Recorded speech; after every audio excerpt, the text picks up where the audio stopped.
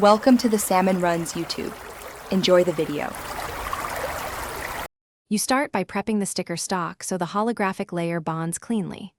Wipe each sheet with isopropyl alcohol, then let it dry fully. Dust ruins effect.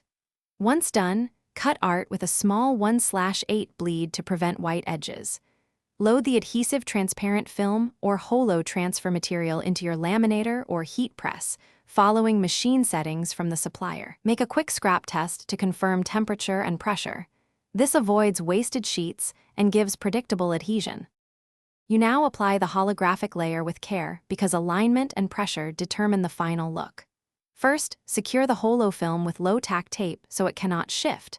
Then feed the sandwich through the laminator slowly. Make 2-3 passes if needed, increasing pressure in small increments. If you're using a cold transfer method, squeegee from center outward with steady, even strokes to remove air pockets. Make sure to check edges. Trapped air or misalignment will produce visible defects.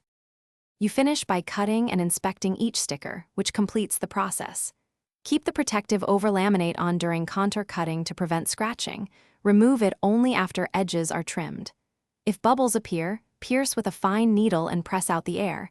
If lamination lifts, apply targeted heat and pressure to reseal. Finally, store stickers flat in moderate humidity to avoid curl.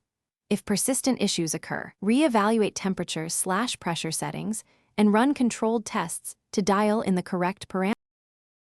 Thanks for watching. Consider subscribing if we helped you.